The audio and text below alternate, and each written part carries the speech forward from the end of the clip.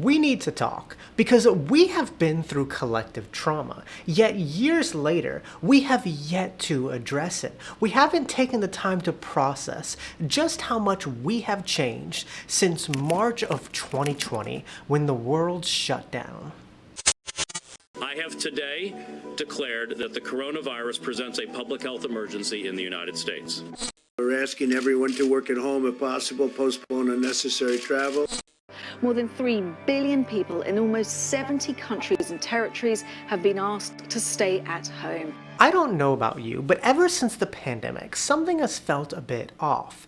The world hasn't just changed, but it feels fundamentally different. And yet, despite that, we all just acted as if things went back to normal. We moved on, but we never stopped to ask, what did the pandemic actually do to us? Because we didn't just live through a health crisis, we lived through a humanity reset.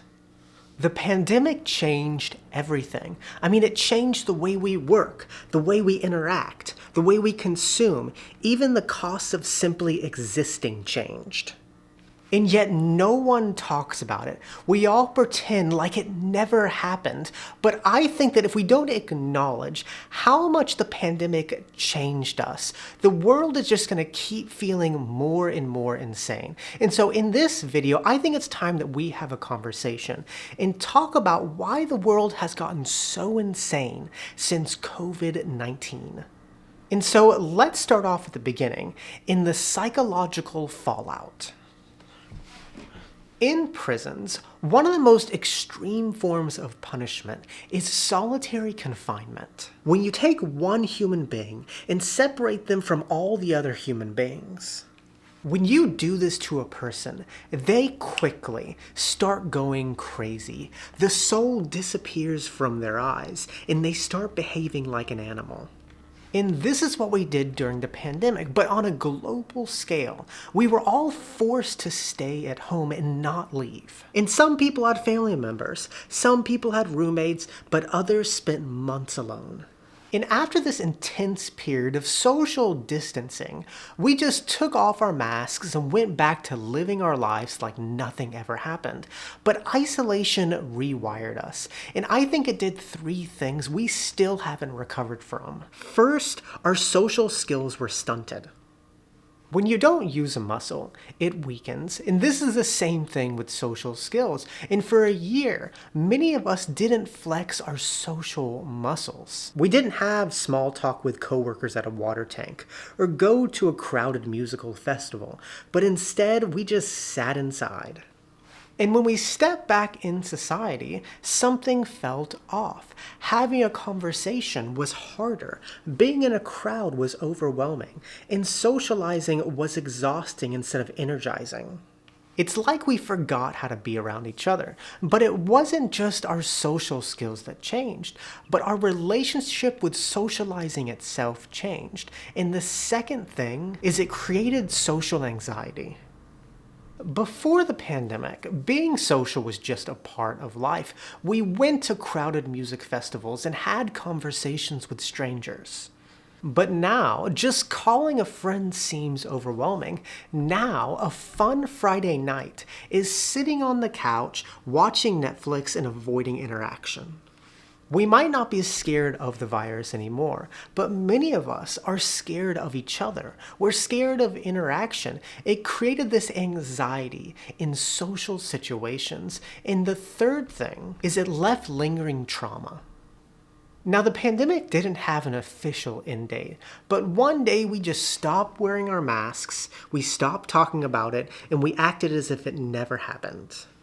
But to a lot of people, it still isn't over. Some people are still wearing masks, scared of getting sick, waiting for the next disaster, and don't feel safe anymore. The pandemic didn't just come and go, but it left scars on all of us. And I think that until we acknowledge these scars, everything's going to keep feeling a bit off. But the pandemic didn't just isolate us, but it changed how we interact with the world. Because when we couldn't go outside, we went here, online, and that changed everything. And so let's talk about that in the rise of digital first living. When the world shut down, we lost our physical spaces. Schools, offices, movie theaters, and grocery stores were closed. And everything we used to do in person was now done through a screen. And we thought that this would be temporary, but it quickly became permanent. And we started putting the digital world first and the real world second. And although this has made things more convenient, there have been three major consequences to this. First, the death of in-person connections.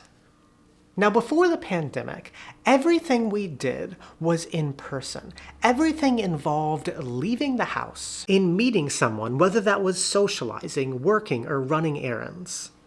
However, the pandemic put an end to this, and now we stay at home and we chat on Messenger. We work through Zoom and we shop on Amazon.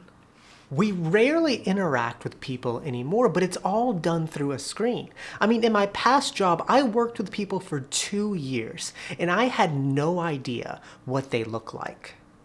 And 5 years later, most of our interaction is still done through a screen. We traded human connection for convenience, and there's a price we paid. We are lonelier than ever. The second consequence was the blurred lines of work and life.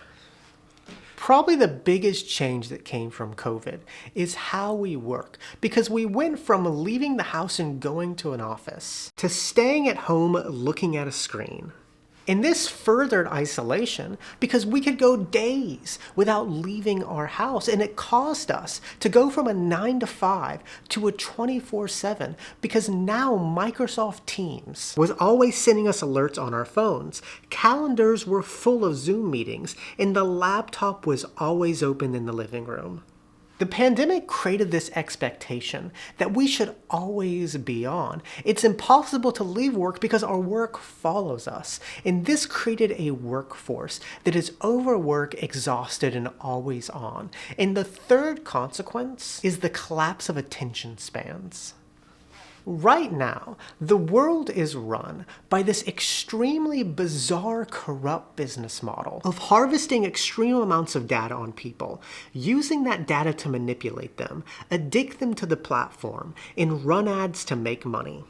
This is how the modern world runs, and when we were locked inside for a year just looking at our screens, this business model became more corrupt, where content became as short as possible, and if something wasn't engaging the first 3 seconds, we just scroll past it. Which has made it harder to have deep conversations, read a book, or just sit in silence because we're trapped in this TikTok matrix of overstimulation. The pandemic forced us to live our lives through a screen. We're no longer participants in life, but we're observers of life in a corrupt business model controlled by a handful of big tech companies. Now decides how we communicate, work, and think. And if we don't address this corrupt business model and keep living our lives through a screen, the world is just going to keep feeling more and more insane because this is not how we were meant to live.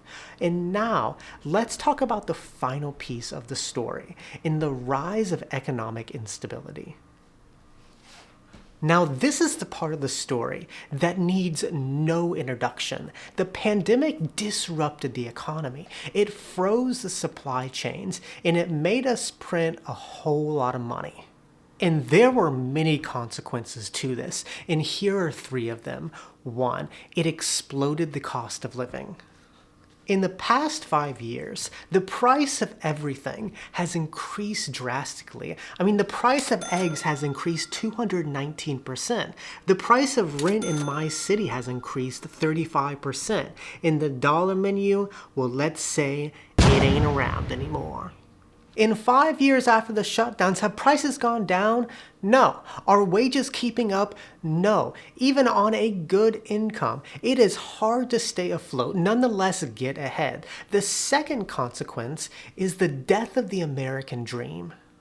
Now, given this increase in cost of living, the American dream has become further and further out of reach. In my opinion, the American dream has a lot to do with home ownership, the security of owning a home. And nowadays, in my city, if you want to get a home, it's nearly impossible to find one under $1 million. The pandemic accelerated what was already happening. The rich got richer and everyone else got left behind. Billionaires saw their wealth multiply while everyday people are struggling to afford groceries. And the middle class has been disappearing since. The third consequence is the rise of financial anxiety. Money has always been stressful, but the pandemic created a lot more uncertainty. Will we ever be able to afford a home, retire, or what happens if another financial crisis happens? Every day the world seems more and more uncertain. We're trapped in uncertainty. We're working more but making less. The world seems fragile, and that's created a lot of anxiety in people. The pandemic reset the economy. It showed its flaws, and it showed us that nobody is coming to save us. And as we navigate this new world, let's finally talk about where do we go from here. Alright, so we have covered a lot in this video, but in the past 5 years, we've been through a lot. And now the question is, where do we go from here?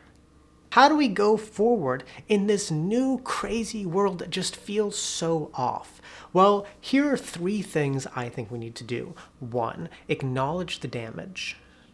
As I said in the beginning of this video, we human beings have been through collective trauma. The world is not the same as it was just 5 years ago. However, we have yet to acknowledge it. Instead, we just took off our masks and moved on as normal as if nothing has happened. And so the first thing that we need to do is acknowledge the damage. Acknowledge that people are hurting from this experience and the world is not the same as it once was. Instead of just living in denial like we have the last few years, and start talking about it. 2, embrace Ubuntu. A while back, I read this book, The Book of Joy, which is a conversation between the Dalai Lama and Desmond Tutu. And in the book, Archbishop Desmond Tutu spoke about the relational philosophy of Ubuntu, which means a person is a person through other persons. Without interacting with humans, there's no way to be a human. I mean, the reason that you can talk is because somebody taught you. The reason you can write is because someone taught you. And so we can only be human together. Human beings are social animals. We need each other, and we can't get it through a screen. Instead, we need to interact more in this physical world. And 3, set boundaries on technology. Right now, everything is designed to steal your attention because of this corrupt business model we spoke about earlier. And big tech companies are not and will never look out after our interests. They have proven time and again that they cannot be trusted. We have to look out after our own interest by establishing boundaries, take control or be controlled, putting our phones on silent to avoid distraction, closing our laptop for good after 5 to end work, and deleting apps that steal our attention. We have been moving too fast and we need to slow down. We need to stop acting as if tech is going to solve all of our problems and start addressing the damage it has done on our society. The world is different than it was 5 years ago, and there's no going back to what once was. But that does not mean that we have to accept every part of this new world. We still have a choice to live with intention, a choice to reconnect, and a choice to reject that 5 big tech companies will determine the fate of humanity. But if we don't make that choice, if we continue to live our lives like nothing has happened, then the world is just going to keep feeling more and more insane. And call me insane, but I think we deserve more than that. And with that, muchas gracias, que tengan un buen día. Nos vemos, chicos.